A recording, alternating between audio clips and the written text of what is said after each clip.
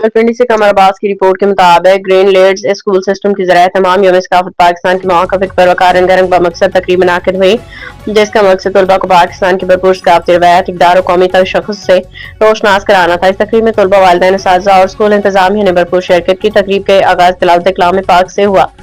मुख्तलिफ जमातों के बच्चों ने चारों सूबों कश्मीर की सकाफत को उजागर करते हुए दिलकश टैबलोज पेश करके तकरीब के दौरान सकाफती स्टॉल्स का खसूसी एहतमाम किया, जहाँ पाकिस्तान के मुख्तलिफ इलाकों की झलक नुमाया थी। फूड स्टॉल्स पर रवायती पकवान पेश किए गए।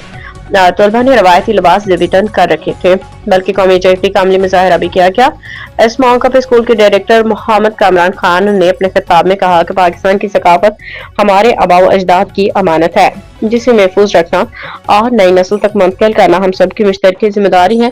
ऐसी तकरीबात बच्चों में एतमाद, तख्लीकी सलाहियतों और हुब्बुल वतनी के जज्बे को फरोग देती हैं और उन्हें अपनी पहचान पर फख्र करना सिखाती हैं।